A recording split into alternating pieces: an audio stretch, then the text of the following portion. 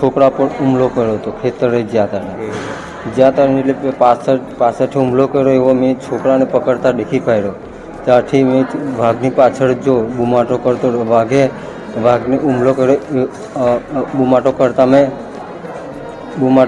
એવો વાઘ છોકરાને છોડીને ચાલી પડ્યો. મિત્રો, નર્મદા જિલ્લાના તિલકવાડા તાલુકાના ખાટા અસિત્રા ગામમાં એક નાનકડા 5 વર્ષીય મિત મુકેશભાઈ બારિયા ઉપર એક ખૂંખાર દીપડાએ જીવલેણ હુમલો કર્યો હતો.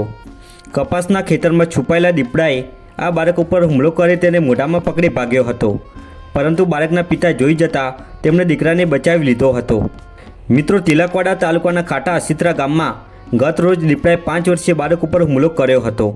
બાળક પિતા સાથે ખેતરે ગયો હતો, જ્યાં તે બાળક રમી રહ્યો હતો. ત્યારે કપાસના ખેતરમાં છુપાઈ રહેલા દીપડાએ આ 5 વર્ષીય બાળક ઉપર હુમલો કર્યો હતો.